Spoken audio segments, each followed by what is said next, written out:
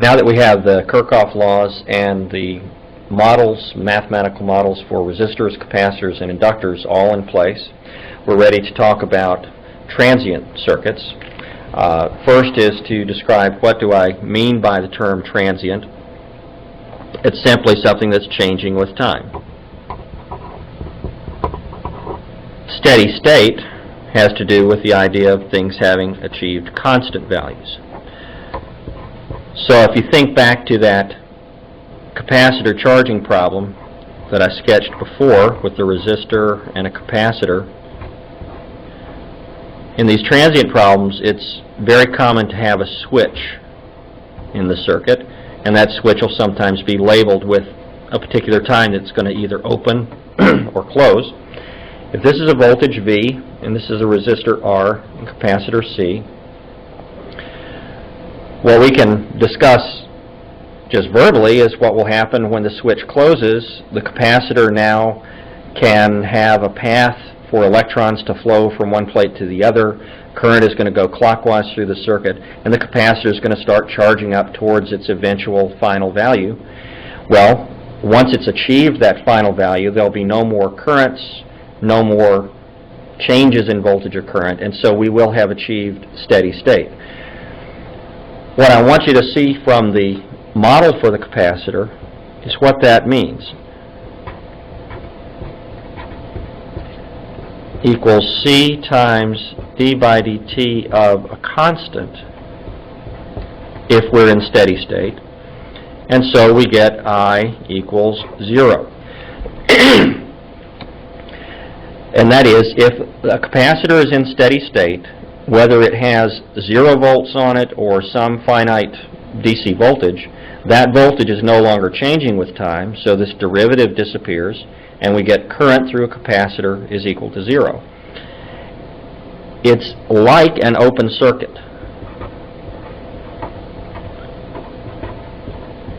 In the sense that you can have a voltage across the capacitor with no current going through it. Likewise, for an inductor, we have a model that says L di dt is the voltage, and what this goes over to is V equals 0 in steady state. Because, once again, steady state means everything is constant. This I would be a constant value, and so di dt would be 0, and that gives you a 0 voltage. An inductor in steady state is like a short circuit.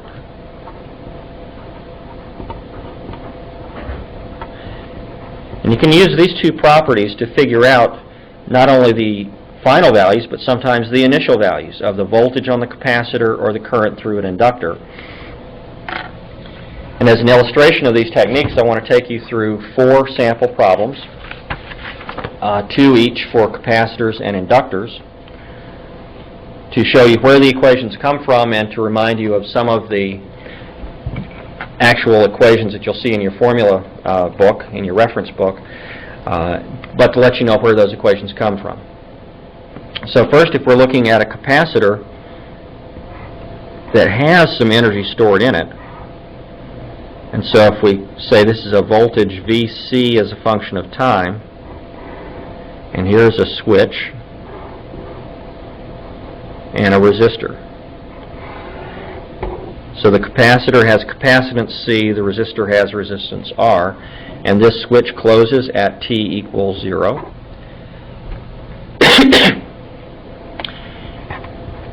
If we set Vc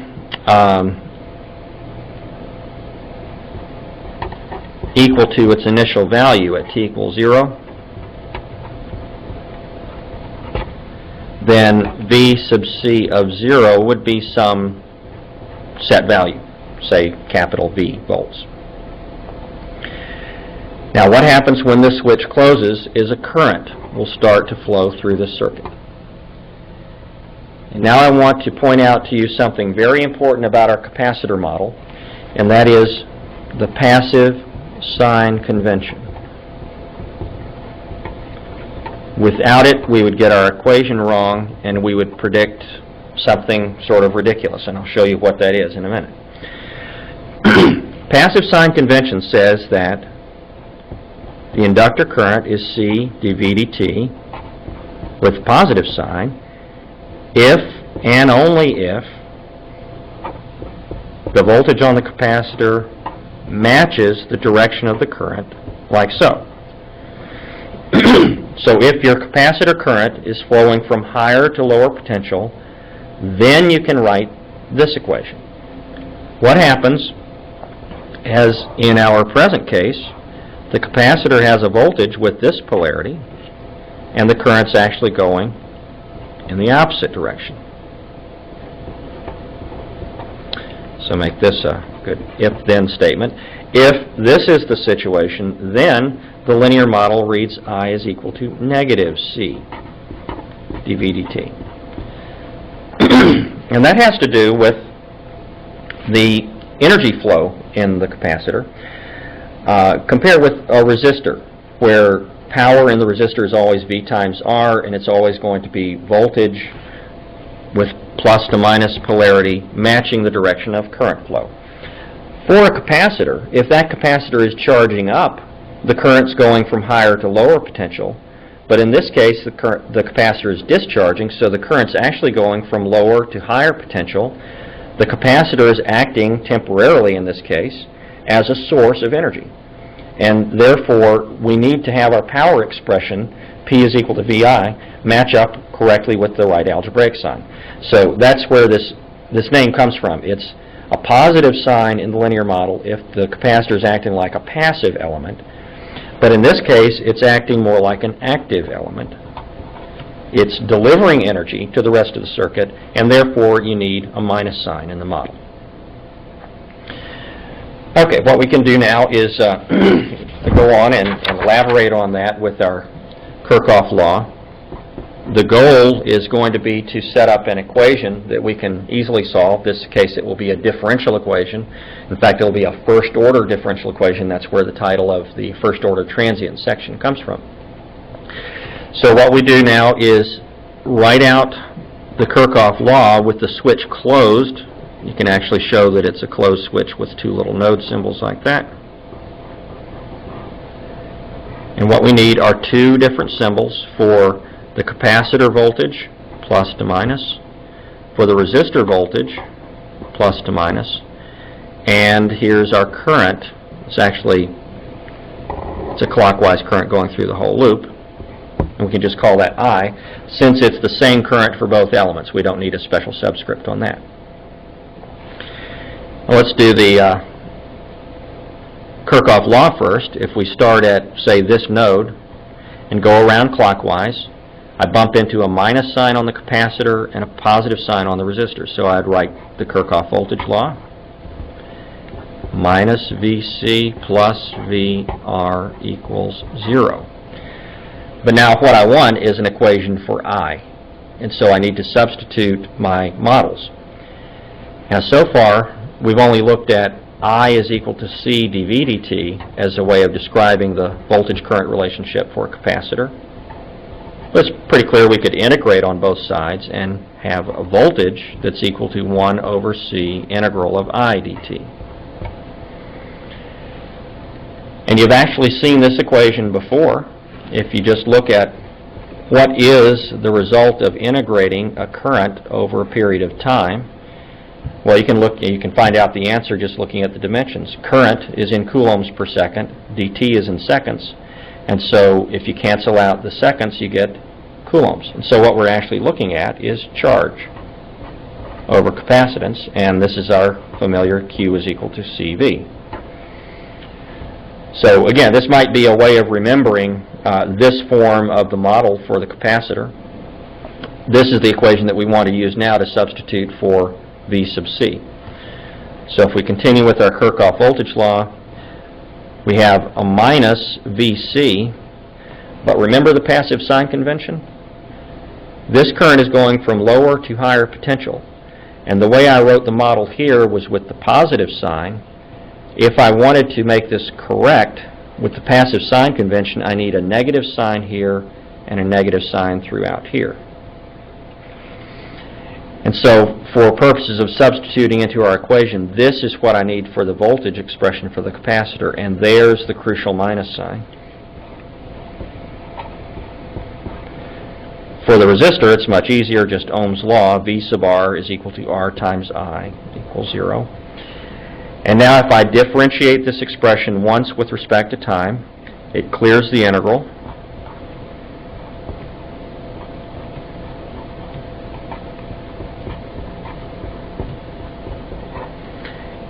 And if I simply divide through by R and rearrange terms, I get a standard differential equation, di dt plus 1 over RC I equals 0. Now that's the differential equation we want to solve, subject to the initial condition, which we know from having looked originally at the circuit, Vc of 0 is equal to V. Okay, so now it's just a matter of solving an equation that should be very familiar to all of you, first order differential equation with constant coefficients. And so let's just copy down that differential equation, and I'm going to suggest to you that the solution to this is an exponential. If you need to go through the derivation of that, you can do that as a side exercise, but this is by inspection, and when you're in the middle of your exam, you might see equations like this that you just recognize the solution, and that's okay. All you have to do is write it down. If you want to, you could verify by substitution that if I just substitute this expression in for I in both of these terms, I get an identity. And what this tells us is that if I is an exponential, then di dt is also an exponential. It just differs by the coefficient. If I differentiate e to the st with respect to time, I get s times e to the st. And that's really just s times my original I. A e to the st here and here. Multiply s times I and you get this expression. So that allows us to rewrite our equation as s times I plus 1 over rc times I equals 0. Solve that for s, because we can assume the i's drop out. The only mathematical problem would be if I is equal to 0, you can't divide by it, but this would be a pretty boring problem if I were 0. So this is the only case we're really interested in. What we can do now is come back to the equation I of t, a e to the minus t over rc. Now all we have to do is figure out what is this constant a, and we can get that from the initial voltage. V of 0 is equal to the resistance times I of 0, and we know that because the voltage on the capacitor is the same as the voltage on the resistor. They happen to be in parallel. And this is, in turn, V volts. So now all we have to do is substitute from our model, from our solution here. I of 0 is A e to the 0. So I of 0 is A. E to the 0 evaluates as 1. And now we can solve for our constant. A is equal to V over R. What we get, and I can put this up here, is that I as a function of time turns out to be V over R times e to the minus t over RC.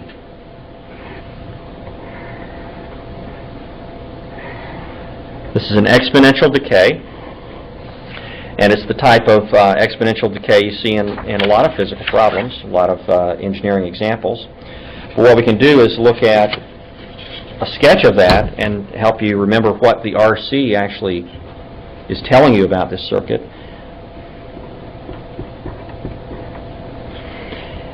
If this is my current, V over R e to the minus t over RC, and we sketch this as a function of time,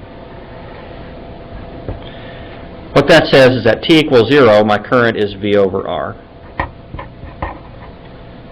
And if I wait long enough, for a very large time, e to the minus infinity goes to 0. So eventually the current's going to go all the way down to 0.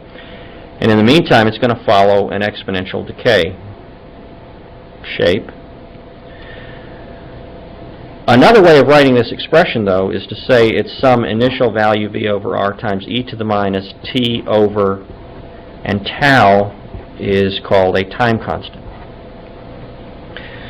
One of the neater interpretations of the time constant is that If you look at the initial slope of this curve and just draw a tangent and continue at that rate, at a constant rate equal to the initial rate of decay, then your entire current would decay away in tau seconds.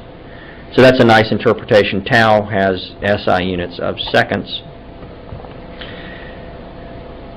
This also tells you that after 2, 3, 4, 5 time constants, your current is virtually zero. It started off at some reasonable large value, but after 5 time constants, it's pretty much disappeared. And so that's what we usually call, in circuit analysis, the transient period. You say that it ends after 5 time constants.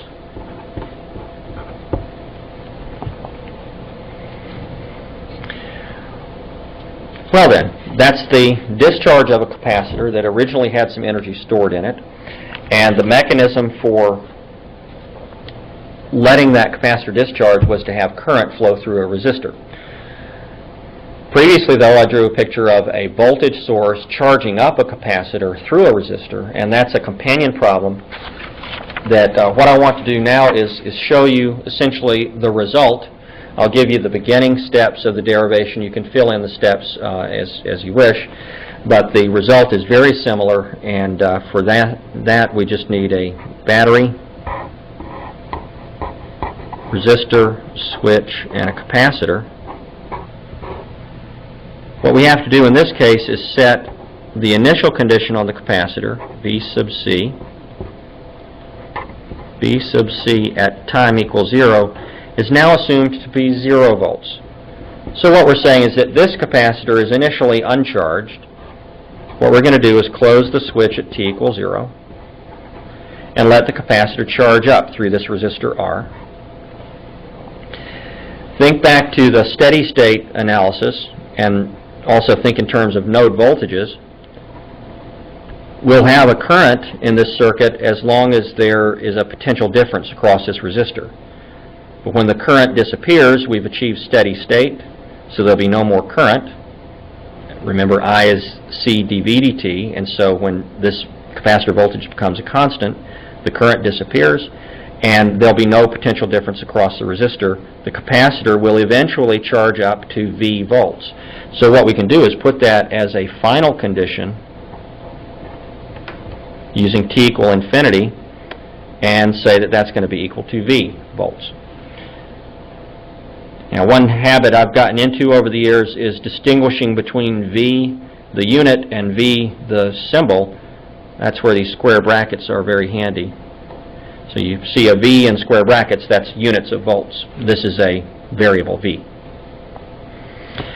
Okay, well, what I want to do is the same basic setup, and it's so similar I'll step through it fairly quickly. The Kirchhoff voltage law, going around this loop clockwise, minus V plus V sub R plus V sub C equals 0, minus V plus R times I, and now we need a plus sign, and you should remember that's from the passive sign convention. The current that I'm describing in this equation is the current going clockwise through the circuit, and it's going from higher to lower potential.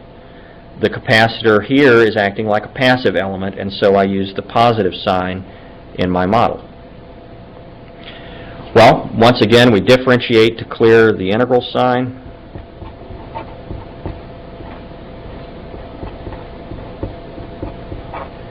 And we wind up with pretty much the same differential equation. The time constant is going to be the same.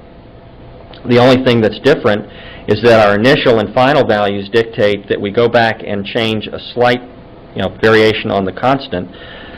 What you can do is continue the math and substitute in the initial and final conditions, and you'll find that what you get is a current that actually decays. It has some initial value, e to the minus t over RC. But if what we really want is the capacitor voltage,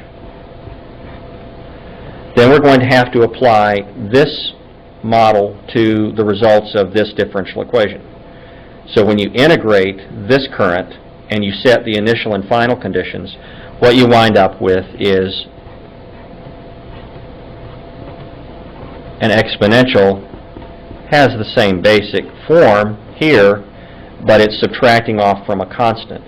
And instead of being an exponential that decays from a constant value towards 0, this is a voltage that builds up from a 0 value to an eventual value V. Look at what happens at the limits. For t equals 0, this exponential term disappears, and you've got V sub c is equal to V. At t equals 0, e to the 0 goes to 1. 1 minus 1 disappears, and this whole term becomes 0. And I knew that had to be the case because my initial value, Vc of 0, was equal to 0. And now if we look at the final limit, t equal infinity, e to the minus infinity goes to 0. That's the term that disappears. And so Vc of 0 turns out to be 0. Vc of infinity turns out to be V, just like it's supposed to. And if we look at the sketch of this,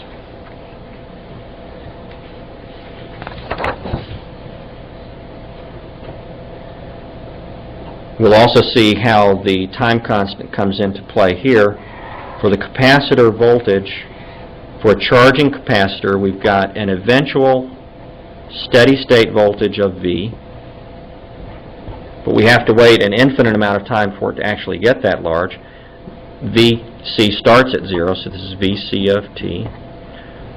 Starts at 0 and builds up, getting closer and closer, asymptotically approaching the final steady state value.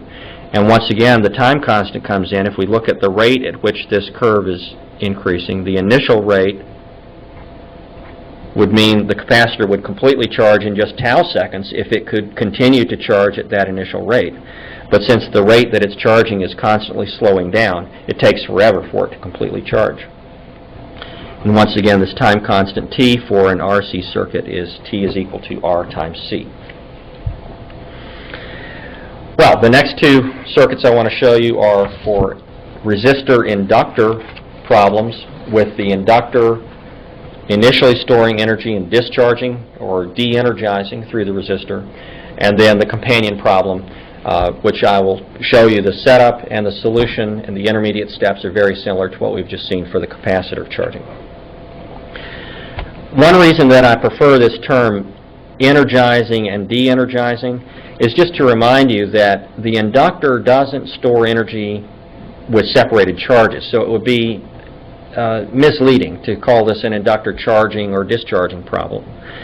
Instead, it's the inductor is storing energy in the form of magnetic fields, and so maybe it's initially energized.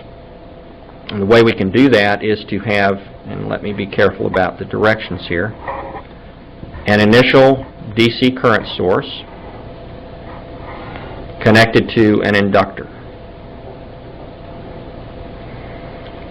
Okay, and then we have a resistor over here.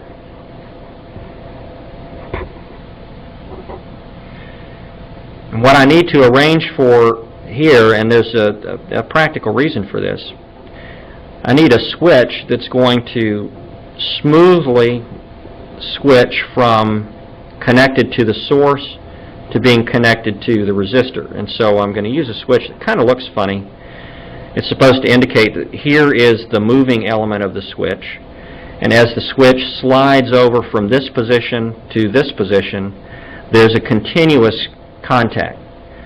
If we just used a regular two-pole switch, then there would be an instant of time between switch in this position to the switch in this position where an energized inductor would have energy stored and no way for that energy to be released in a controlled way.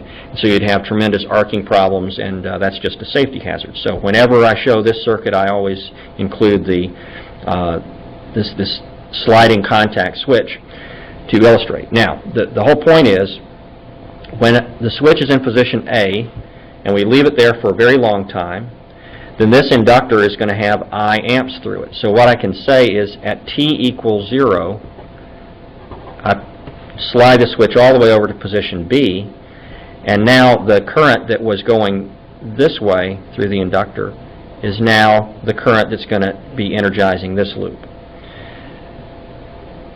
Now that I've gone through all of that and justifying it, what I want to do is show you the T after zero circuit. It's a lot simpler. So here I have the inductor, the resistor, and the current. Once again, our goal is to set up a differential equation for this current.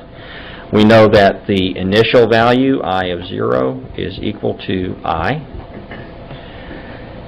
And if you just think about the power equation for the resistor says that as long as there's current through this resistor, power for the resistor is I squared R, and that's positive. So that means that power is going to be dissipated out of this circuit, and there's no way for more energy to come into the circuit. So we start off with a certain amount of current. That energy is going to be dissipated by the resistor, and eventually that current's going to decay away. So what we can do is just predict intuitively this current is going to decay exponentially the same way that the capacitor voltage did.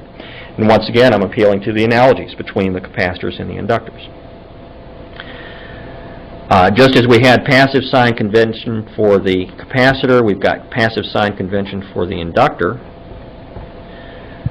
In this case, with the current going from lower to higher potential, the inductor voltage is minus L di dt. For the resistor, you always have R times I. So now we can set up our differential equation from the Kirchhoff law. Start at this node, go around clockwise. Minus V sub L plus V sub R equals 0. Minus L di dt plus R times I equals 0. And now we get our first order differential equation that reads di dt plus R over L I equals 0. This is the same equation we had before, it's just the constant has changed. The time constant is a little different. So what we have to do now is the solution to that equation is again an exponential.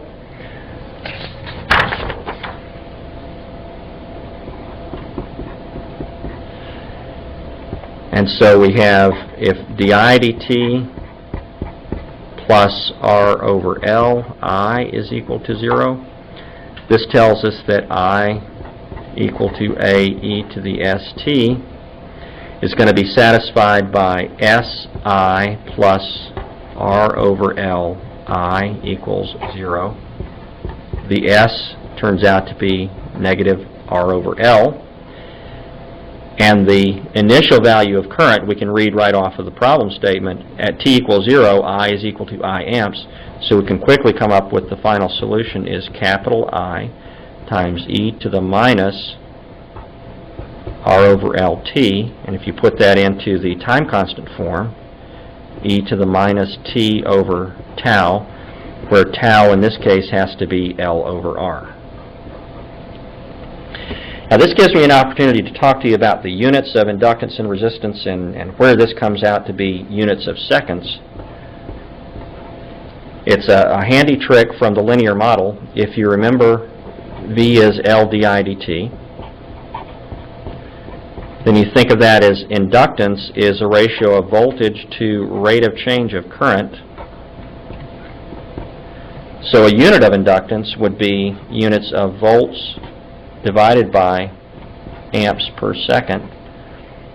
Or if you like, a unit of Henry is a volt second per amp. And now if we put henries up here, volts seconds per amp divided by volts per amp gives you units of seconds. This is going to possibly be very useful in checking the dimensional consistency, making sure that you haven't made any mistakes in your calculations. Similar expression for a farad. You can go through the same kind of analysis with the model for the capacitor and convince yourself that a farad is an amp second per volt. And that's why R times C gives you units of seconds for time constant. That bit is just an aside about the units. Okay, so at this point we've established that the current in that inductor is going to decay exponentially. It's going to follow a time constant, and in fact we could do the same sketch that we had before for the capacitor voltage. We have I decaying away, and of course the time constant would be somewhere right about in here. If we decayed at that constant initial value, would decay away completely in tau seconds. Now you have a companion problem, which is what happens when you connect a current source to an inductor through a resistor. And what I want to do now is just show you the circuit and give you the result, because it's very similar to what we did before.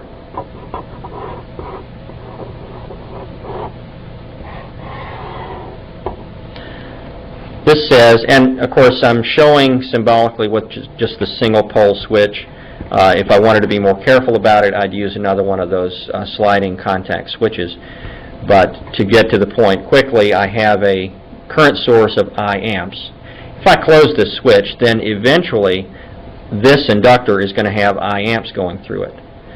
But if initially the current in this inductor is equal to 0, it's going to take a certain amount of time for that current to build up. So, just appealing to your intuition now, what we have is a capacitor charging situation to think back to. This inductor energizing up to a full current of I is going to follow the same basic physics, because after all the basic VI equations are the same, derivative of one relating to the value of the other. If this is a plot of the current in the inductor as a function of time, it has this exponential increase behavior. After tau seconds, it will have achieved its final value if it were still increasing at this initial rate, but since the rate is constantly slowing down, it takes forever to get there. And what I predict from the full analysis of this problem is that you would get exactly that form with tau equal to L over R once again. So you can see now by this past couple of examples with capacitors and inductors, there's an awful lot that's similar between the two. What inductors do with currents, capacitors do with voltages. The equation for the voltage-current relationship with the inductor is just the same as for the capacitor. You just exchange the roles of V and I and exchange inductance for capacitance. Throughout these last four problems, you've seen the power of applying the Kirchhoff laws and these mathematical models to varying situations. And all you'll have to do is think through the model, apply it to the steady state conditions especially, to come up with initial and final values, and just keep your head in these calculations, where it all boils down to fairly basic concepts. The Kirchhoff laws are charge conservation and energy conservation. The linear models for the inductor, the capacitor, and the resistor are all just simple equations, and it really is a matter possibly of keeping your minus sign straight. So be real careful with your passive sign convention. Next topic to move on to is AC signals, and then we'll be looking at how AC elements are handled in circuit problems. An AC signal, as you may know, refers to alternating current. So if this happened to be a current, it would be alternating between positive and negative values. The nomenclature now applies to an AC signal, whether it's a voltage or a current. You have this basic sinusoidal oscillation. Vm is called the magnitude or the amplitude. You'll see it referred to in both ways. Capital T is the period, or the amount of time it takes for the waveform to cycle through all of its intermediate values. Starting at, say, the peak and going to the next peak, it takes capital T seconds to proceed that far in the waveform. It doesn't have to be from peak to peak. You can go from this zero crossing to this zero crossing. You just have to wait and make sure that you get the next zero crossing with a positive slope. So you go from this point to this point, and that's capital T seconds. That's measured in seconds. Of course, voltage amplitude would be measured in volts. F is called the frequency. tells you how many cycles per second do you go through. It's in hertz. And the first relation between these is that frequency and period are just inverses of each other. Now this letter omega, not to be confused with energy W, you have to be real careful. In my handwriting, a W gets a little serif here. It's even more important if you, it's more clear if you put W of T. Now that's clearly energy as a function of time. Omega is always a constant. But letter carefully so you don't confuse yourself. This is omega. It's 2 pi times F. So in turn that's 2 pi divided by T. This is measured in units of radians per second. It's called the angular frequency.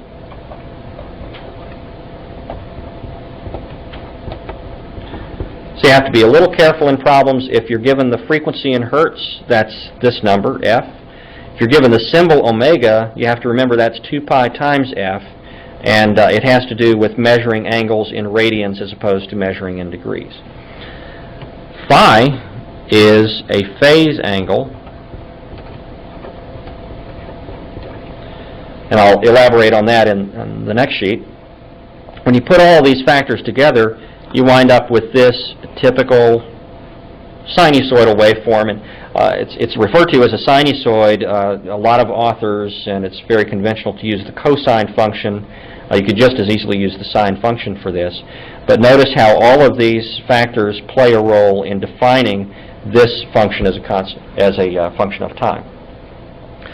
What I want to do next is to describe to you a little bit about what phase shift means in terms of AC waveforms.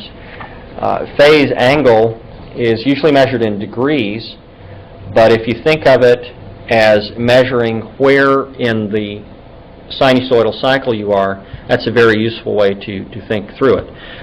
The best thing is to look at what phase shifts do to the basic cosine waveform. Here we have with a phase shift of 0, and in fact in each of these you can imagine that we're looking at something like I of t equals some I magnitude cosine omega t plus, and little phi here is the phase angle symbol. It's not to be confused with capital Phi, which we used for magnetic flux. Lowercase phi, you don't put the serifs on the top and the bottom. So for a phase angle of 0 degrees, look at the expression. If you put a 0 here, that means that when time is equal to 0, you have a maximum current, and so your peak occurs right at t equals 0, right at the axis. If the phase shift is a small positive angle, and this illustrates about a 20 to 30 degree positive phase shift, look at what's happened is that the origin of time has shifted over to the right with respect to where the peak of the waveform is. Now, you could also think of that as the axis staying fixed and the cosine has slid over to the left a little bit. Personally, I prefer thinking of the waveform as being the fixed object, and then whether my phase shift is positive or negative takes this time axis and shifts it over to the right or to the left. I think it's intuitive from the number line. Positive things should be motion to the right, negative things should be motion to the left. So compare that with a negative phase shift. If you started off with the time axis here and you shoved it over to the left a little bit, that would be a small negative phase shift. So I hope that helps you in sorting out problems involving actual values for phase angle here. There's an even better way of resolving that with a notation called phasors, which we'll get to in just a few minutes. Before I talk about phasors, though, there are a couple more just basic calculational items to know about AC waveforms. One is the average value. If you have, say, a typical sine wave oscillating about 0, and this is V of t, V average for this waveform is equal to 0. If, however, you've got a case where here's a 0 volt level and what you've got is an AC signal riding on top of a DC signal, And let's say this is maybe a 3-volt line, and we've got perhaps a half-volt amplitude waveform. So V of t here would look something like this: 3 plus 1/2, and I'll just go ahead and call it sine of omega t since I started off at the 0 value at t equals 0. What I get for the average value here is equal to 3. And if you have a sketch of the waveform available, it's real easy to see. You just take what is the magnitude of the maximum, what's the magnitude of the minimum, and split the difference between those, because this is a symmetric waveform. It's alternately going above the 3-volt line, below the 3-volt line, and so on. And of course, this DC level shift can be anywhere at all. It could be a negative value. So that's the idea of average value. Effective value, or RMS value, is a little bit different. What you're looking for is a value that, let's see, one of the modifications to the voltage source symbol that you see in some books is you include a little AC sine wave symbol to say this is a voltage source, but it's oscillating sinusoidally. And in terms of how much power is being dissipated in this load resistor, there is an effective DC, and let me emphasize that by using a battery, a DC voltage called VRMS that would have exactly the same effect on the load resistor. And the fact that it has the same effect is where this effective value comes in. So if you're looking for VRMS or V effective, they are the same number. Now, the way you calculate the V effective is suggested by the alternate name. RMS stands for root mean square. What you do is you take the square root of the mean value, the square root of the mean value of the squared quantity. So definition of VRMS, it's a little on the elaborate side, but there's a simple equivalent version of this.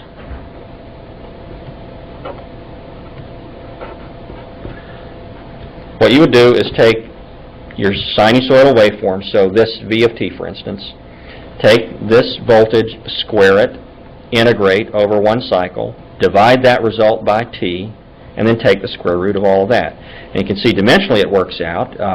This has units of seconds, dt has units of seconds, so the seconds cancel out. You've got the square root of volts squared. What's real nice is that for AC waveforms, this turns out to be 1 over square root of 2 times the magnitude. For specific case where the average value is equal to 0. So if I knew the magnitude of this waveform, then I would be able to calculate the RMS value simply by multiplying by 1 over square root of 2. Now, RMS plays an important role in AC power, which is a subject that we'll get to later on. Next, though, I want to talk to you about phasor notation. It's a mathematical representation of a sinusoid that allows our equations to be very simple form. Equations for AC circuit analysis could be very, very complicated. If there are all these sines and omegas and phis floating around, and you have an expression like that for every voltage and current in the circuit, pretty soon your simultaneous equations are really getting out of hand, just clumsy mathematically. The phasor notation allows us to handle the sine functions of time as constants, and then our equations start looking very similar to DC circuit equations. So that's the motivation, the rationale for talking about phasor notation. It's going to require a little bit of an excursion into complex algebra, which I think at this point is just going to be additional review. You've seen all this before in some math course before, or in your circuits course. The basic idea of a phasor is that it's a vector in the complex plane.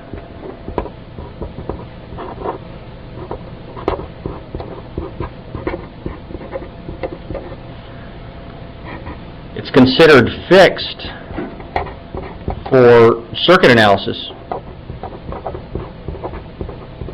purposes.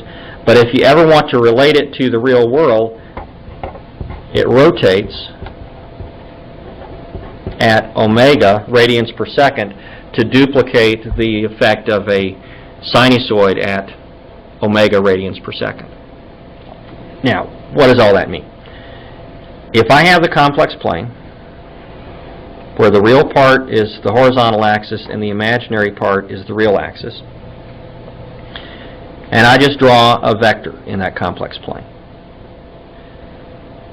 the only thing I'm allowed to do for a real measurement is to look at the projection onto the real axis of that vector. And now if I let that vector start rotating at a frequency of omega, then you can see the projection. If I rotate to a point where the vector is pointing up here, then the projection is at this point. If the vector rotates over here, the projection is to a negative value.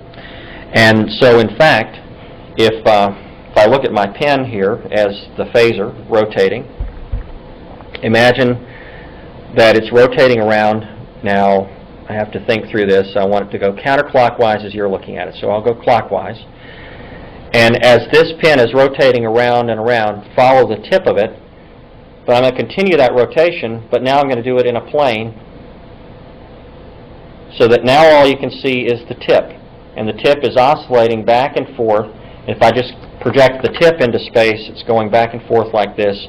It's tracing out a sinusoidal waveform in space. And that's the idea, linking together this phasor, which is the complex vector, with the actual real physical thing is the projection onto the real axis. And as this phasor rotates round and around this unit circle, the projection onto the real axis alternates between negative, positive, negative, positive. So if I just track the location in terms of real numbers, the location of the tip of this arrow as it rotates around, that tells me, well, to start off with, if this was my initial point, I'm at a little less than the maximum, because the maximum would be if the phasor is pointing directly along the real axis. And I'm going to continue to decrease. So the part of the cosine function that I'm in is about there. And as I continue, let's say this is t equals 0, this is at t1. Okay, there would be t1.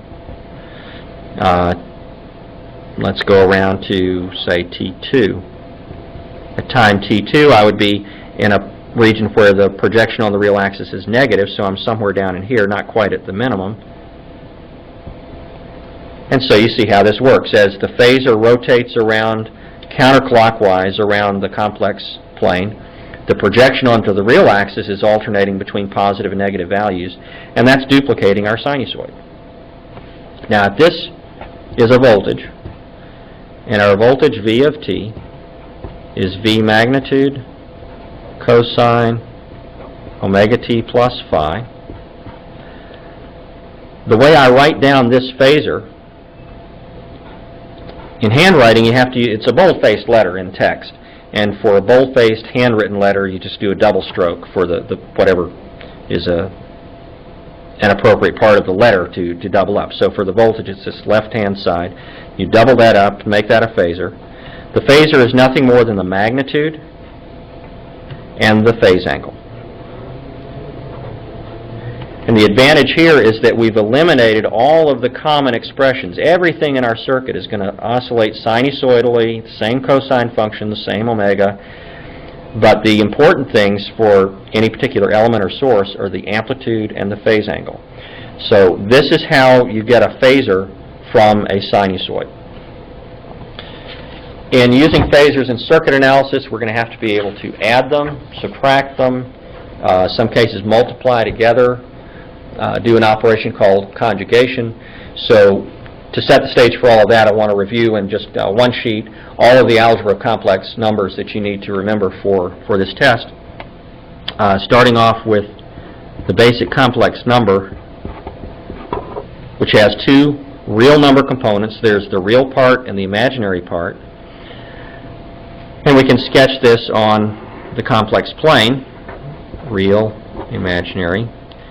If this is A and this is B, then the complex number is actually a point in the complex plane. Our phasors are going to be vectors pointing to that point, but just to keep the notation a little simpler, we'll think of it as just a single point. Now what we might want is the rectangular coordinate version, that's this version, or we might want the polar coordinate version, which is a magnitude, call that r, and an angle, which let's call that theta. Okay, so what I can do is translate this into r at angle theta terms. R from the Pythagorean theorem is just the square root of a squared plus b squared. And from the basic right triangle, you've got the angle is the inverse tangent of the imaginary part over the real part. Now there's another way of getting the magnitude, uses what's called the complex conjugate. To form the complex conjugate of a complex number, you just replace all j's with minus j's. So C star in this context is A minus JB. Another way of writing the magnitude is to say that that's equal to the square root of the conjugate times the number itself. And you can see where that works out, because in this expanded form, you can tell the cross terms are going to cancel out. The minus JBA and the positive JBA terms are going to cancel, and that leaves you with a squared, and then minus j times plus j. I forgot to mention to you that j is equal to the square root of negative 1. That's the basic definition of the imaginary unit. In circuit analysis, we use j for the square root of minus 1 because I is already reserved for current. Now the fact here is that j squared is equal to negative 1. So if you have negative j times positive j, that gives you a negative j squared, and that makes a positive 1. So you wind up with, once again, the square root of a squared plus b squared. Okay, finally, if you want to add and subtract complex numbers, you simply treat them like vectors.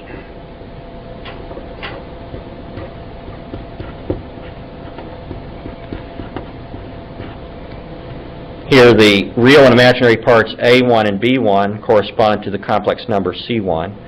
C2 in turn is equal to A2 plus JB2. And all I did to combine these was to combine real parts and combine imaginary parts.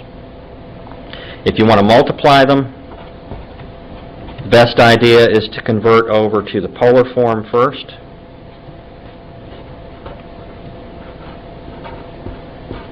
And then multiply according to the rule that says the amplitude is just the product of the amplitudes. The phase angle is just the sum of the phase angles. Now with that basic foundation in complex algebra, we can go ahead and talk about the most useful application of phasors in AC circuit analysis, and that's converting to a mode of description so that we can write out Kirchhoff laws, voltage laws, current laws, set up all the circuit analysis techniques that we had for DC circuits using an equivalent concept in AC circuit analysis called the impedance.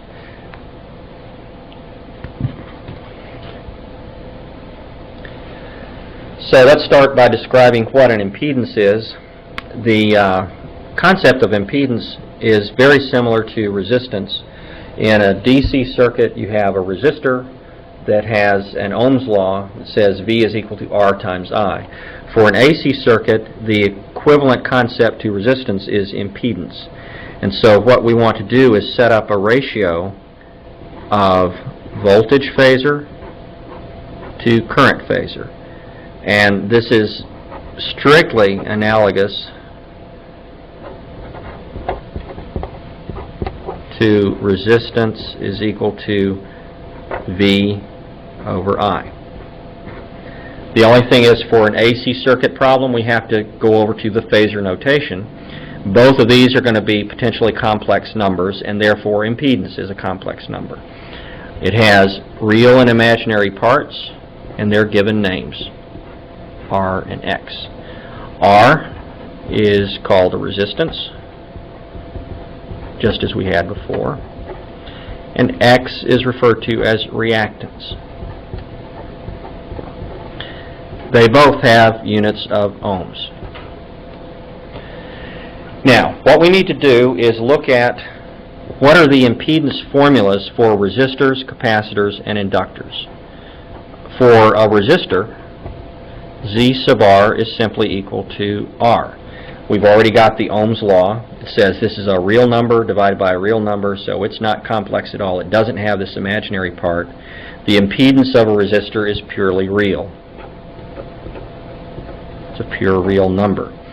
For a capacitor, Z sub C is 1 over J omega C, or if you want to define that as J times X sub C, where X sub C is equal to negative 1 over omega C. This is a pure imaginary. Now, where that came from is the fact that 1 over J is equal to negative J, and you can prove that because negative J squared is equal to 1, and that comes from the basic definition that J is the square root of negative 1. You can prove that out for yourself. So we have two of our impedances already, resistor and capacitor. For the inductor, Z sub L is equal to J omega times L. So in turn we can call that J times X sub L, where X sub L is equal to omega times L. Now the whole idea is to go from an AC circuit with defined sources with resistors, capacitors, and inductors, and if I know that AC source frequency, I can convert the entire circuit over to a phasor and impedance model and then apply exactly the same circuit techniques that I used for DC circuits. The only thing is now I have complex numbers to deal with, and that just makes the arithmetic a little bit tedious and nothing more. It's conceptually exactly the same as we talked about already for DC circuits. So let's take a typical problem and say this is a given voltage waveform, and we have a resistor here and a capacitor, resistor and inductor, and let's make this a capacitor and a resistor. Complete the circuit. Okay, and we would have an R1, let's call this C1 and C2, L, R2 and R3. Someone would have to tell us about this AC waveform. It's got, say, a 5-volt amplitude, follows a cosine law. I'll show you a pretty typical way of describing frequency. 2000 pi t plus, say, 40 degrees. Now let's extract all of those components that we talked about before. In this case, the amplitude V sub m is equal to 5 volts.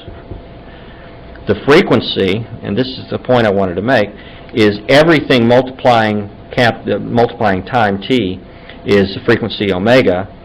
So omega is 2000 pi, in turn is equal to 2 pi f. So if you wanted the frequency in hertz, that would be 1000 hertz. The phase angle is phi, is 40 degrees. But now remember how we formed the phasor is just to take the amplitude and the phase angle part. So if we make this V phasor is equal to 5 at angle 40, the impedance for each of the resistors is just the resistance R1, R2, R3. But now we need to use the frequency, the angular frequency omega of 2000 pi to calculate the impedances for C1 and C2 and L given the impedance models and given the values of C1, C2, and L. So let's do that. We'll say ZC1 is equal to 1 over J omega C1. ZC2 is 1 over J omega C2. and Z sub L is J omega L. Now, with all these substitutions, we're going to come up with a different circuit, a phasor equivalent circuit, or an impedance model for this circuit. And I want to show you what that would look like. You can use just the generic symbol for voltage source, because if you label it with a phasor, it's then pretty clear that you're talking about a phasor equivalent.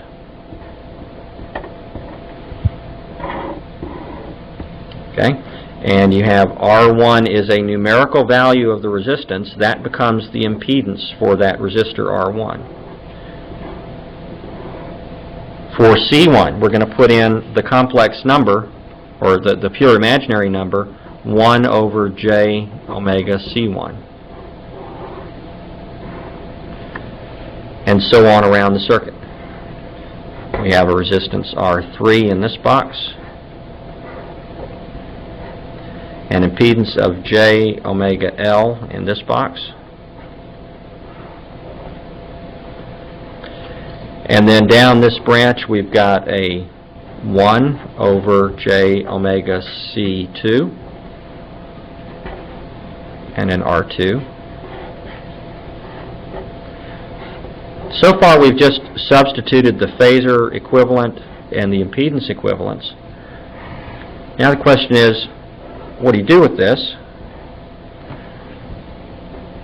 What you would do is simplify this circuit using series and parallel combinations. And that's a key concept, is that in series connected impedances you have the same sum rule we had for series connected resistors. If you have capital N impedances all in series, you just add them up algebraically, remembering to group the real and imaginary parts. You come up with a complex number equivalent here. For parallel connected impedances, you take the inverse of the sum of the inverses.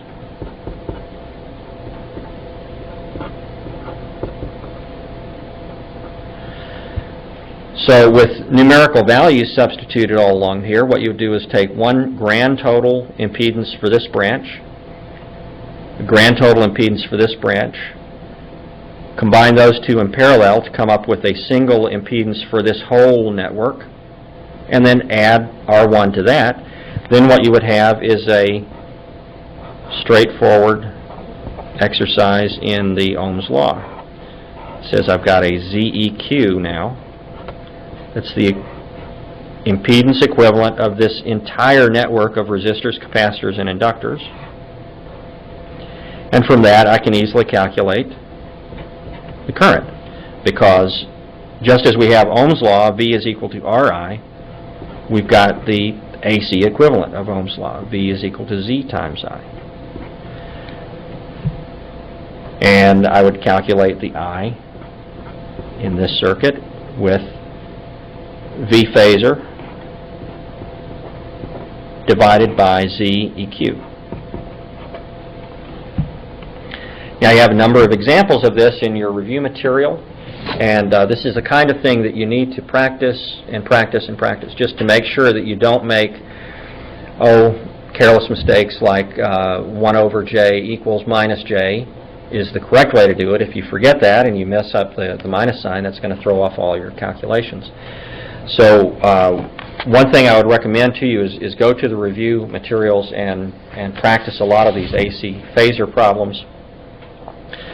While you're going through those problems, keep in mind what I've got on this sheet is that the solution techniques that we had for DC circuits all apply to AC circuits as well. So you have the loop current technique in its phasor form. You've got node voltages.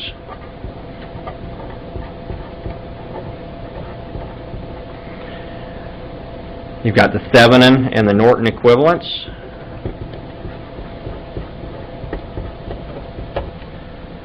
Superposition also applies, but again, I remind you that's really not a very practical solution technique.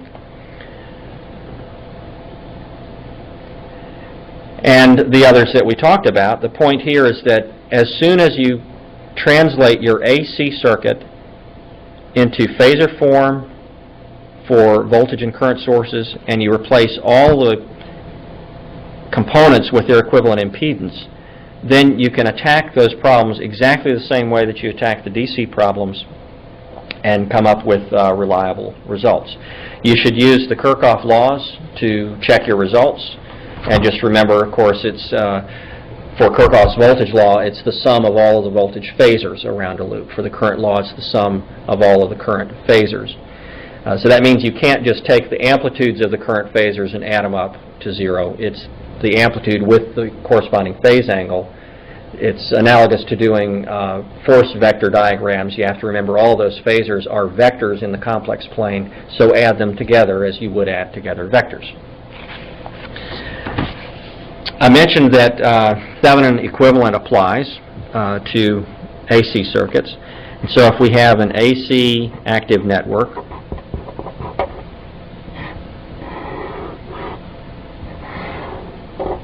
and we have an open connection to that network, what we can do is come up with an equivalent V Thevenin phasor and an equivalent Thevenin impedance. It's Z Thevenin.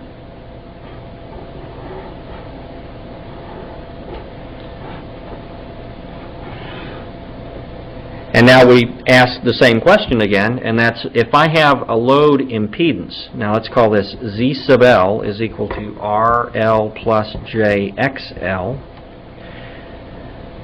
And I want to attach the impedance that has the correct values of R and X to achieve maximum power transfer. Then the question is, what do I attach here? And it turns out that if you attach an R Thevenin and then an X value that's opposite of the Thevenin, then you get maximum power transfer. And this is assuming that Z Thevenin is equal to R Thevenin plus JX Thevenin.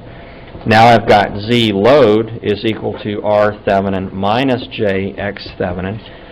And you notice what happens. These series connected impedances add together, ZEQ, gives you just a pure resistive load, equivalent load, if you include the Thevenin impedance and the load impedance together. The imaginary parts cancel out. And we're going to see in just a minute, the imaginary parts represent power that's trapped within the components. It's the resistive part of the power that delivers sound to speakers and delivers force to motors that are turning. Anytime you have a non-zero reactive part, that means you're losing a little bit of your energy to trapped energy in the elements. So to get maximum power transfer, you want to get rid of the X part, and you do that by attaching not the Thevenin equivalent, but the complex conjugate. That's what this represents. So the net result here is to get maximum power transfer for an AC circuit. If you know the Thevenin equivalent, what you do is attach a Z sub L that's equal to Z Thevenin conjugate. And that's a little different from what we did with real resistive circuits, where to get the maximum power transfer to the load, you attach the load resistance equal to the Thevenin resistance. For AC circuits, you make it the load impedance equal to the Thevenin impedance conjugated, so that you get rid of that imaginary part.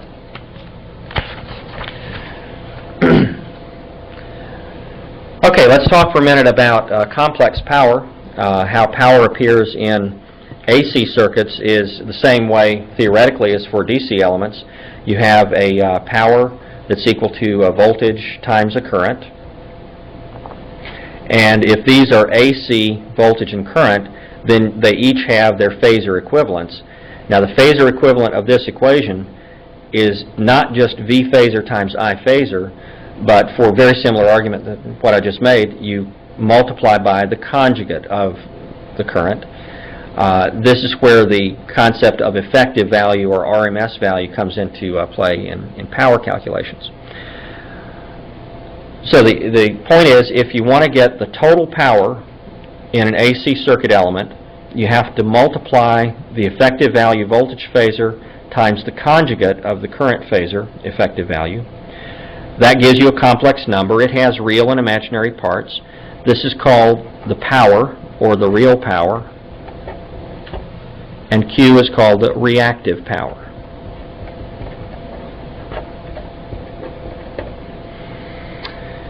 Okay, just nomenclature and unit terminology. All of these are power concepts, and so they can all be ultimately related back to the watt. Problem is, we don't want to use the unit watt for everything. It would be a little confusing. So when we're talking about total power, S, that's in volt amps. When you talk about real power, or just shorten that to power, that's the power in watts that we're accustomed to from DC circuits. The Q, the reactive power, has a new special name.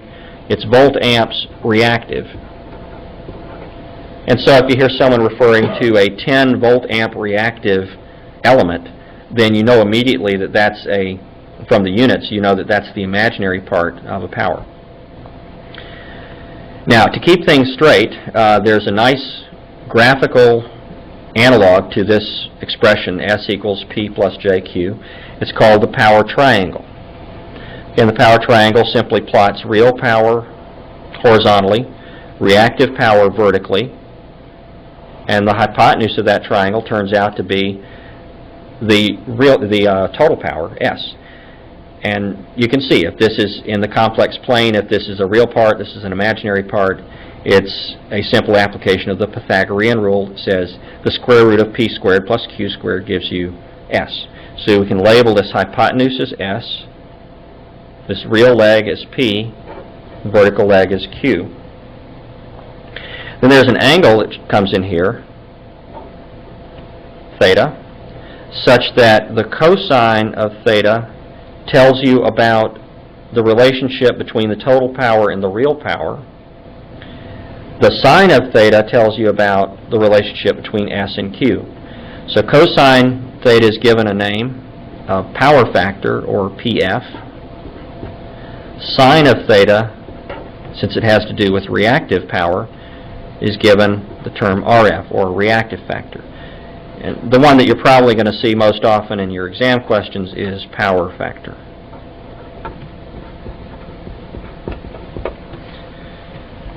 So now the question is, how do you use that to interpret some problem statements, and what does that have to do with practical situations like motors, generators, and other kinds of power applications?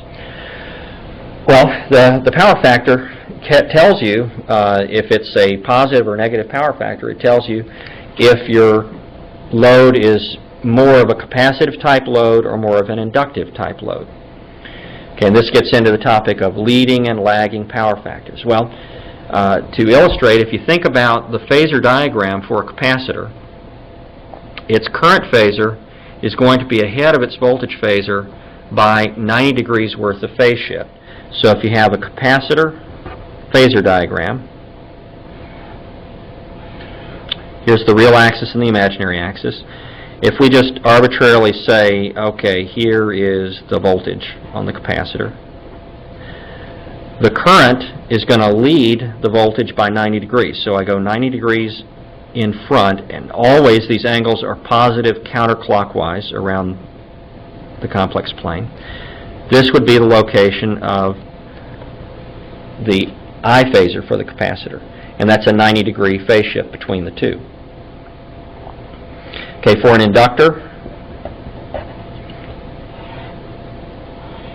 very similar, that we're going to have a current lagging behind a voltage, or you can turn that phrase around and say voltage leads current or current lags voltage. It's just a matter of keeping track of who passes a certain point first as you're rotating around counterclockwise. If V comes before I, let's say you're an observer at this point and you're noticing these two phasors, they're locked together with a 90 degree phase shift, but they're rotating in this counterclockwise direction. The V phasor passes first, and then 90 degrees worth of phase shift later, I passes. So you'd say V is leading I, or as it says here, I lags V by 90 degrees. Now, there's a nice little mnemonic to help you remember that. if you just go over to the alternate notation for voltage, which is to say E. Now, in electrical engineering, we generally don't use E for voltage because we like to use E for electric field, but throughout history, physicists have used E quite a lot for potential and potential difference. And so if we make the same change here, labeling both of these voltage phasors with E's, what we can do is insert the symbol representing the element, and this suggests a little mnemonic, E-L-I, you think of as a person's name, Eli, and the word ice, I-C-E. This little mnemonic grew up in the times when people actually had icemen coming to their houses delivering ice. So if you don't know what an iceman is, you can look up or ask a grandparent or something. At any rate, Eli the Iceman is a mnemonic. You can either take it or leave it. If you would rather just remember the rules, there they are. But if you're like me, a picture helps a lot, and so that's our friend Eli the Iceman. Now, what this is going to help you with is remembering in the power triangle that a lagging power means that the current is lagging the voltage. Leading power factor means that the current is leading the voltage. And you'll only ever be given the power factor in terms of a number, like power factor of 0.9 corresponds to a power triangle where the angle theta has a cosine that's equal to 0.9. But as you know, the cosine function is an even function. So cosine of a positive angle is the same as cosine of the negative angle. And it's that positive or negative that tells you whether it's leading or lagging. So the problem statement will have to include the terminology power factor leading or power factor lagging. And the phasor diagrams I just showed you should help you remember which is which. Now, the last topic within the AC circuits I want to talk about is frequency response. As you notice, these impedance models for the capacitor and the inductor involve the term omega. And that means that those impedances are sensitive to the value of frequency. And this is a very useful, very powerful phenomenon. It allows you to select signals with different ranges of frequencies for further processing. So what you do is look at, in frequency response, you're generally comparing an output parameter to an input parameter. In most of your examples, you'll see output voltage compared to input voltage. And you consider that as a function of frequency. So the idea is that you have some kind of circuit down in here. At 2 points, you're identifying as the input some input voltage. And then at some point in the circuit, you're probing the output with a voltmeter or an oscilloscope or some other measuring device. And what you do is set up a ratio of V out divided by V in. And that's defined to be an amplitude function of frequency and a phase angle function of frequency. And if you think about it for a second, the voltage phasor has amplitude and phase angle parts. The voltage phasor here has an amplitude and phase angle. So the ratio of those two, logically, would be in this complex form, the polar notation, amplitude at a certain angle. And what we're going to explore now is how do these amplitude and phase expressions take shape for low-pass filters, for high-pass filters, for capacitor, resistor, inductor circuits. To introduce the terminology, here's what an ideal low-pass filter would do. Looking at a plot of A of omega as a function of frequency omega, up to and including some special frequency omega naught, I would have a perfect duplication that the output would be exactly equal to the input. This is 1.0, no loss of voltage at all. And when I get above that frequency, I get no output at all. And so the low frequencies are being passed through from input to output. Higher frequencies are being blocked. And likewise for a high pass, at least ideally, would look like this. Starting off with frequency of 0, going up to higher and higher values. At some intermediate frequency omega naught, above that frequency you would pass all signals, and below that frequency you would block. So this is the value of 1.0. And keep these ideal pictures in mind when we talk about the actual first-order filters made out of resistors, capacitors, and inductors. All we need to understand these circuits is the basic impedance picture and the Ohm's law in its AC form. And in fact, what I'm going to use is the voltage divider that I've introduced earlier with DC circuits, but now I'm going to show you the voltage divider in an AC context, and that'll help us derive the behavior of this filter. This is called a first-order filter because if you went back to solve it as a transient problem, it would have a first-order transient response. But now we're more interested in how does this circuit respond to different frequencies as I take the input sinusoid, compare it to the output sinusoid. So you have to imagine that you're looking at this on an oscilloscope. And then let frequency increase. Start at 0 frequency and increase through larger and larger frequencies, and ask ourselves what happens to that output waveform. Well, to figure this out, what I want to do is go over to the phasor form, Vn. I have an impedance R, and an impedance for the capacitor, let me express that as 1 over j omega c.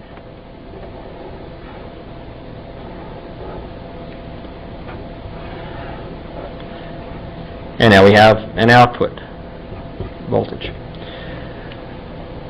Well, if it's true that I can handle this circuit with impedances the same way as I handled a similar DC circuit with resistances, I should be able to apply a voltage divider. It says if all I want is the output voltage and I know the input voltage, I can handle it this way.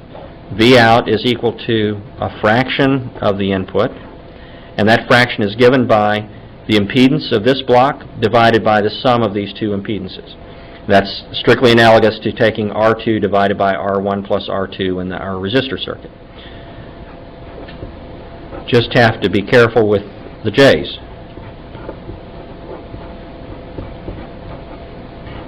Okay? Then the usual form for these frequency response problems is to divide the output by the input. So let's take V out divided by Vn. And now work on the algebra inside this parenthesis. I can multiply through top and bottom by j omega c. That leaves me a 1 upstairs divided by 1 plus j omega rc. And in fact, if I notice, this term is dimensionless. So this term had better be dimensionless. And if omega is in units of frequencies, that means rc has to be in units of inverse frequency. And you remember, RC was our time constant for the transient problem related to this, and so that's not surprising. What we can do is define 1 over RC to be defined as a special frequency for this circuit. It happens to be called the cutoff frequency, and we can redefine our problem this way. Plus j omega over omega naught. And now if I looked at the magnitude of this as a function of frequency, what I would find is the following. At very, very low frequency, in fact, if we set omega equal to 0, this term would disappear, and I would have a 1-to-1 match of output versus input. So I start off at 1, and then thinking in terms of just the magnitude, as omega goes very, very large, much, much greater than omega naught, this denominator gets to be huge compared to 1, and the whole thing collapses down to 0 in the limit. As omega goes to infinity, this drops off to 0. And it does so that way, kind of gradually. Omega naught is the value right here, and just from the way we've defined it, it happens to be the point where this amplitude goes down to 1 over square root of 2 of its original value, its DC value. So this gives you an interpretation of this omega naught. It's called the corner frequency because this is roughly where the curve starts to turn around the corner of decreasing amplitude with increasing frequency. Well, what we have here is a pretty close match to the low-pass ideal. For frequencies much lower than omega naught, we've got a lot of transmission through to the output. For frequencies that are very large compared to omega naught, we've got no output. So what we can do is come back here now and label this as a low-pass RC filter. And in fact, if I wanted to make a high-pass RC filter, I would just have to exchange the roles of capacitor and resistor. And what I would suggest is, as an exercise, you go through and convince yourself that this circuit is a high-pass. And you can go through the same sort of algebra defining this as V out and define this as V in. And that would be a pretty good exercise for you to go through. What you should get is something that looks similar to this. As omega goes to very high frequency, you asymptotically approach 1. And when omega is equal to 0, you get 0 transmission. So that's a little bit about first-order filters with capacitors and resistors.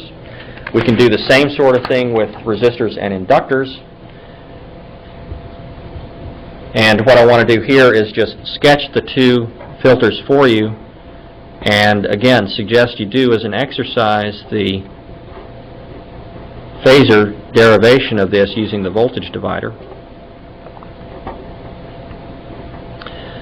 What I'm going to do here is just figure out from high and low frequency limits which one is which. Because right now we can pretend that we don't know which one this is. One of them is low pass and one of them is high pass. I'll tell you that right now. But as to which is which, sometimes you get a little confused, you don't quite remember. It's pretty easy to figure out. What you do is you look at the impedance model for the inductor, and you say Z sub L is directly proportional to frequency. So, Z sub L for omega equals 0 is going to be equal to 0. And that means at low frequency, I have 0 impedance across this inductor, so I get no output. So low frequency, no output. High frequency, Z sub L when omega goes infinite, actually goes infinite. And so when I'm at high frequency, this impedance is so much bigger than the resistor's impedance that the voltage divider tells me the output is going to be virtually the same as the input. So here we have for this circuit, looking at the inductor's impedance, low frequency gives us low output, high frequency gives us output equal to input, and so there's what my A of omega would look like. This is a high pass, RL.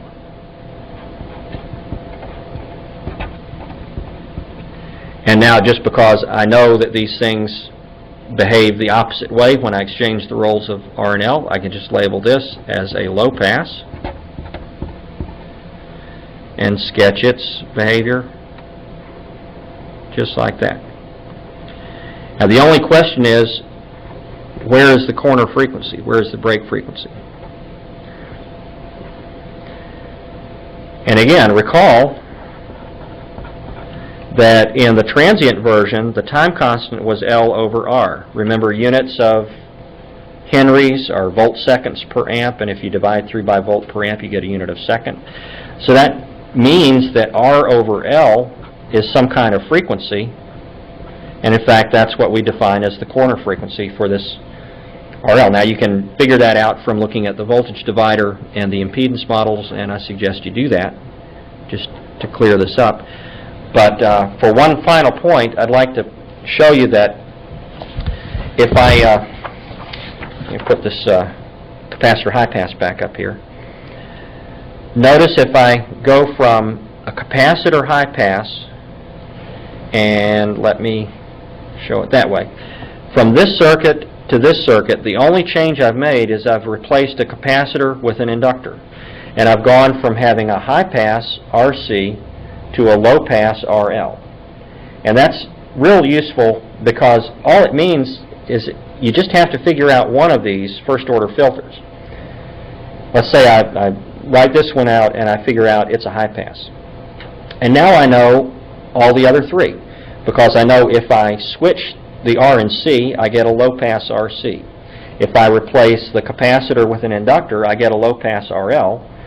And if I replace and then switch so that there's a resistor up here and an inductor, then that's my high pass RL, just like I showed you here. So for these first order filters, all you really have to do is apply the voltage divider to the first one, and then remember all the others just by the arguments I just made. Now, there's one other topic that appeared in the review material that I need to mention along the lines of this frequency response, and that's what happens when you have resistors, capacitors, and inductors all in the same circuit. And the first one to show you is for a series connection. What you get for an input voltage here, and you're looking at the current that goes through. So actually one way to compare volts to volts is to say, well, the voltage across this resistor is proportional to the current through it.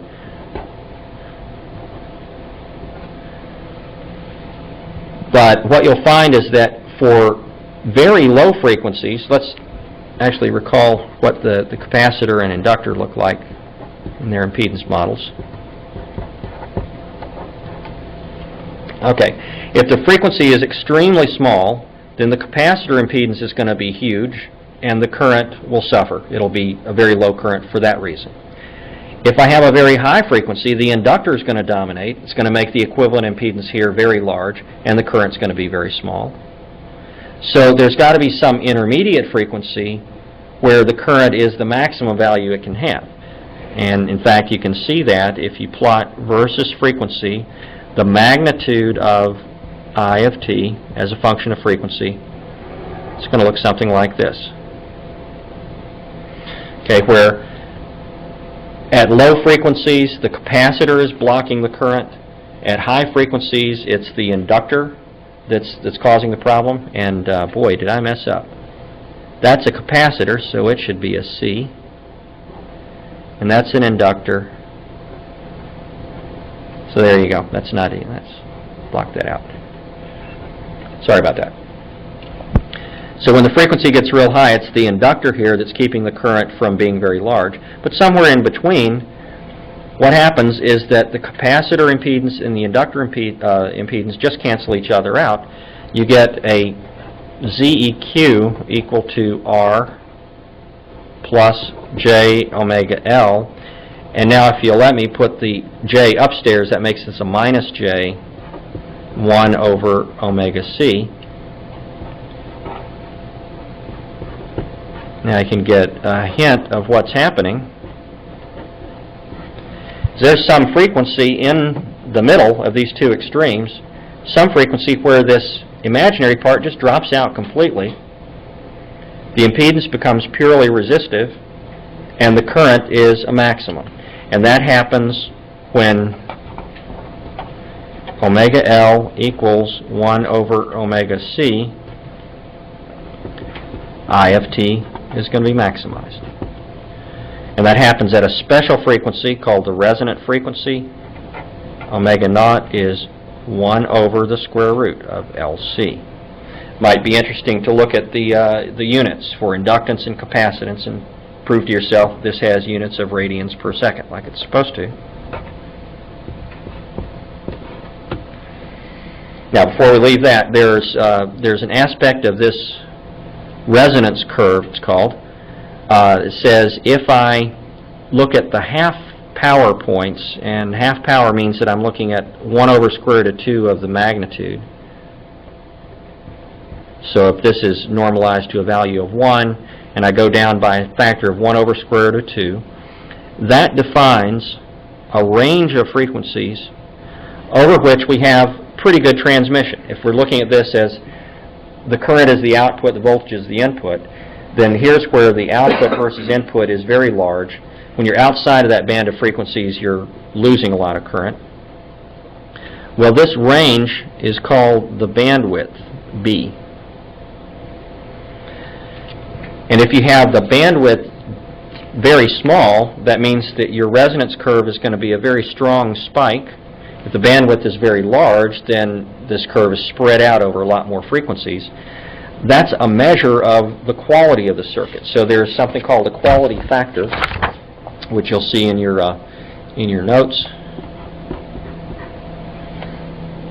And we're going to talk about that in just a minute.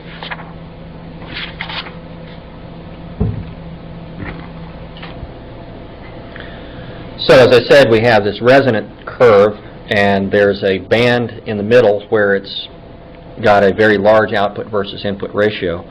So that range of frequencies is defined as the bandwidth. You have your fixed frequency, omega naught, the resonant frequency, and then there's a measure of the quality of your resonant filter, that's quality factor ratio of the resonant frequency to the bandwidth. Now you think of this as if the bandwidth goes down, the quality of the filter goes up. So here would be a very narrow band filter. And you think of this as, for instance, a radio tuning circuit.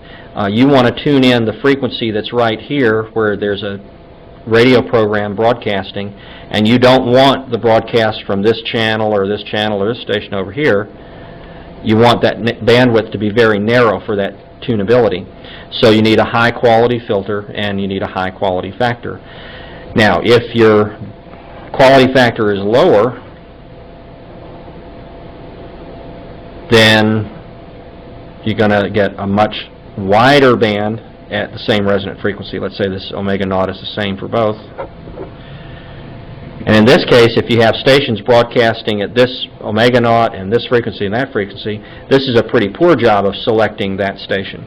So that's where the idea of the quality factor comes in. For a series resonant circuit, the quality factor reads omega naught L over R. Now we can have the same sort of arrangement of parallel connections, and all you have to do is imagine connecting resistor, in fact I'll sketch it here, resistor, capacitor, and inductor all in parallel, perform this same resonance function. So you're comparing the voltage applied across these nodes to the amount of current going through it. It'll have the same resonant behavior. The only thing is the quality factor changes. We can use the units to help us remember. It's always quality factor is proportional to omega naught. That's the first thing to remember. But now, looking back up at this definition, omega naught's in radians per second, bandwidth is in radians per second. So this is a dimensionless ratio. So we need to make this dimensionless. How do we get it here? Omega naught is in inverse seconds, L over R is in seconds. If we have a parallel, it's the other time constant that comes in, RC. And it's handy to me to remember that you've got to make this dimensionless, so it's omega naught is in inverse seconds, RC is in units of seconds. That's what the quality factor would look like for a parallel resonant. Now we're finished talking about the fundamentals of DC and AC circuits and transients. I want to finish up with a description of a very important electronics device called the operational amplifier. I want to remind you of what the ideal model is and show you briefly where that ideal model comes from, and then go through a few examples of how you can create useful amplifier circuits with an operational amplifier. So starting off with the definition, an op-amp stands for operational amplifier, and sorry about that. That's what I wanted to show you first. It's page 1. So starting at the beginning, which is usually a good idea, An operational amplifier is summarized by the phrase op-amp.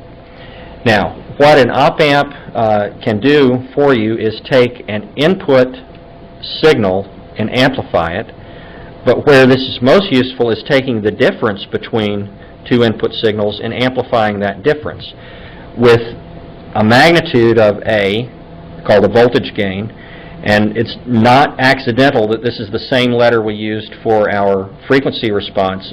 Vout divided by Vn was also called A.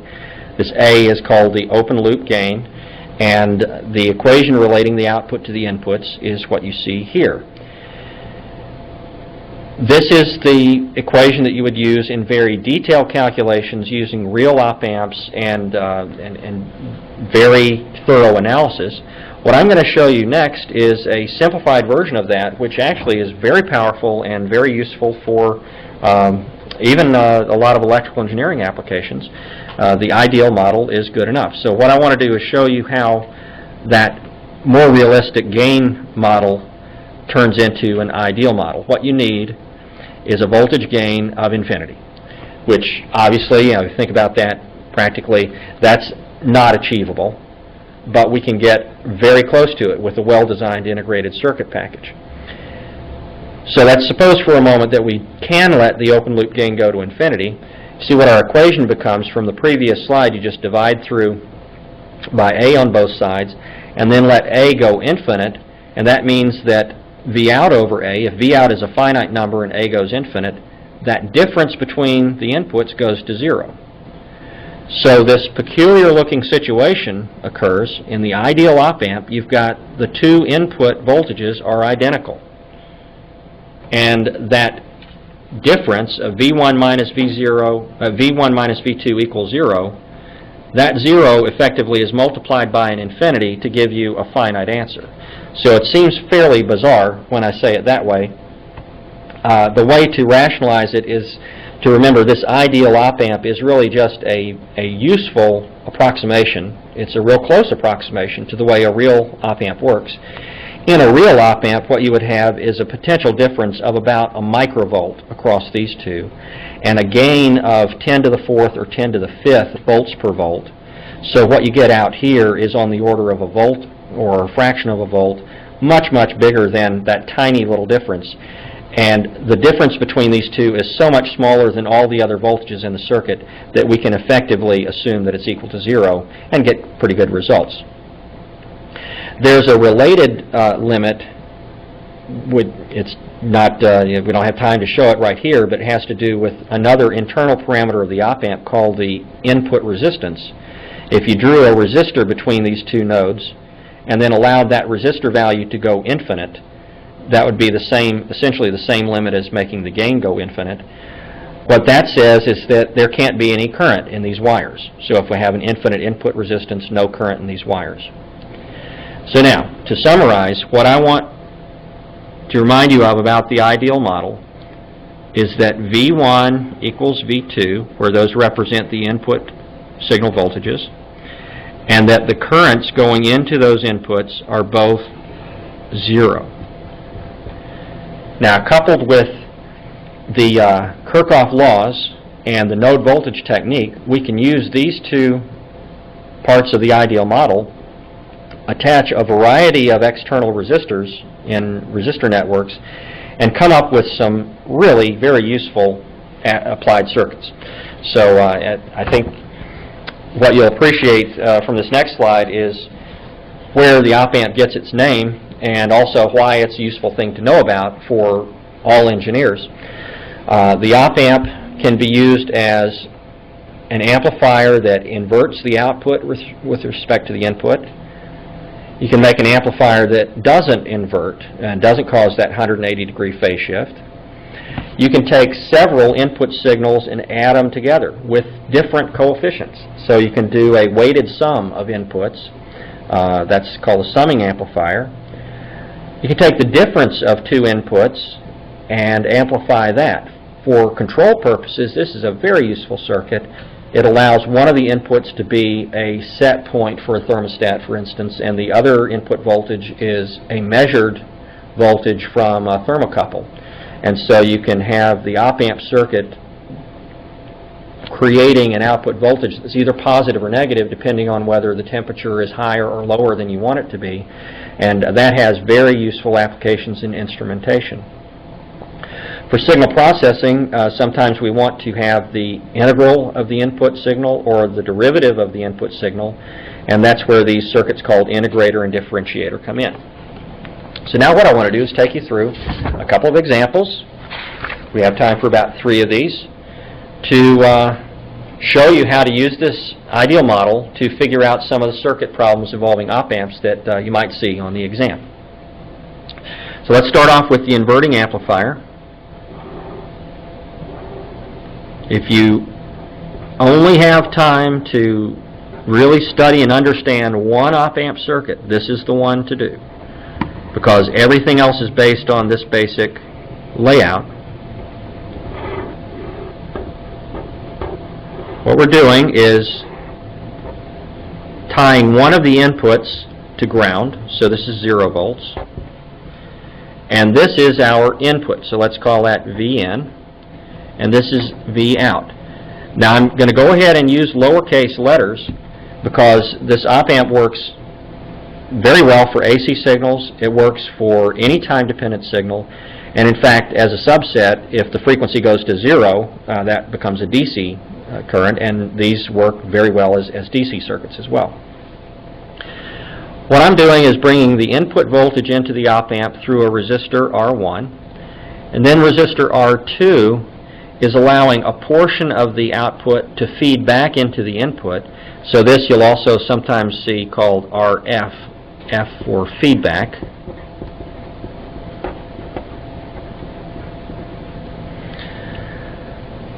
But the way we're going to figure out how the output relates to the input is simply to apply the ideal model of the op amp and the Kirchhoff laws. So let's call this I1 and I2. Remember what I said about the ideal model? The current in this wire is 0. And that in reality would be a few microamps, but compared to the milliamp level currents, it's so much smaller in a real circuit than the other currents in the circuit that we can effectively approximate it as 0. But for ideal model calculations, you just go ahead and assign 0 current to that wire and 0 potential difference across the inputs. Remember, these are the ones that I was calling V1 and V2 in the other drawing. So now we can say, you know, ideal model says V plus equals V minus if those are the node voltages at the negative and positive inputs. We've already included the 0 current. So now, Kirchhoff current law. KCL says I1 is coming in, and we have leaving 0 amps plus I2. And now we need to translate these currents into their node voltage expressions. The current I1 is going through resistor R1, and the voltages at the two ends of that resistor are Vn and 0. So let's put that in the equation. Vn minus 0 divided by R1 equals, don't have to worry about the 0 anymore. The I2 current is between the node 0 volts and V out. So I2 is 0 minus V out divided by R2. Some trivial algebra, and you get minus R2 over R1 times Vn. What this says is that the output voltage is a multiple of the input voltage. That multiple can be positive, it's got to be negative. It can be larger than 1 or less than 1. It's always going to be negative because of this minus sign, and that's why it's called an inverting amplifier. For instance, if this were an AC input signal that looks like this, if Vn oscillates this way with respect to time, V out is going to be inverted in phase, and so it starts off here and has its maximum where the other has its minimum, and so on. But you can make this ratio whatever you want. That's probably, as I said, the most important thing for you to remember about the op-amp circuit, because what we can also do is substitute impedances for resistances, and we can have RLC combinations here, RLC combinations here, and to figure out the output versus input, you just make these phasors, and make these impedances and use the same basic layout. Well, next circuit I want to show you is the non-inverting amplifier. This time, instead of grounding the positive terminal, I'm going to bring my input signal into the positive terminal. So there's Vn. I'm going to have my same resistor ratio or resistor network, R1 and R2.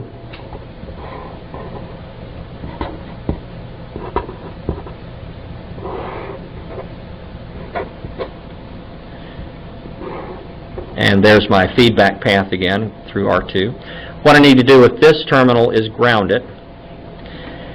And now let's go through, since the analysis is very similar to what we had before, we'll just go through and start off with the description that I1 has to be equal to I2, again, because the current in this wire is 0.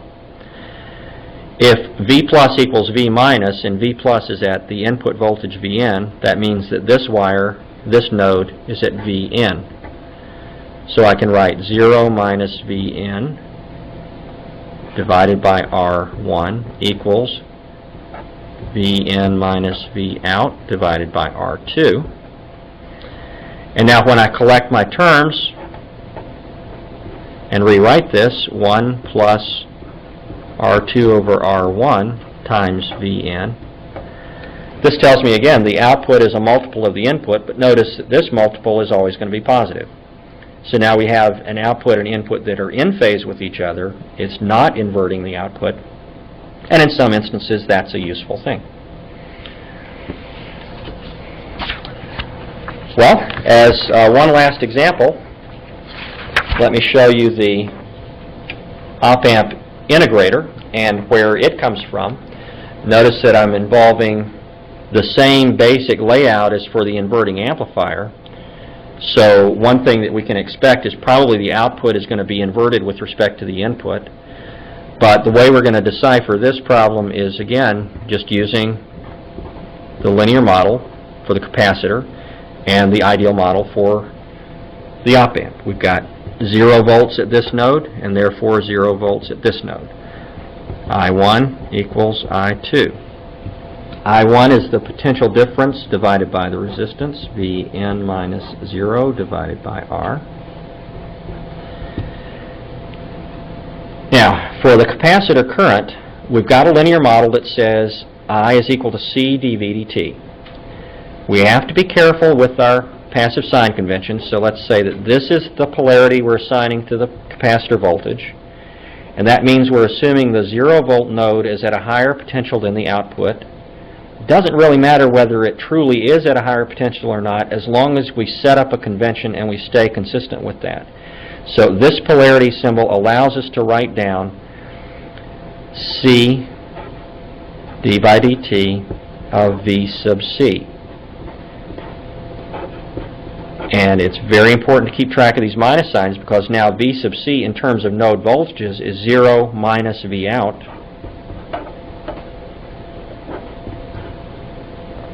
And so that tells us that we have a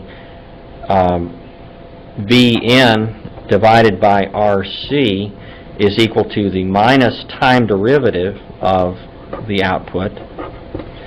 What you usually do is express these in terms of output equals function of input, so let's just integrate on both sides, and we get V out is equal to minus 1 over Rc times the integral of the input.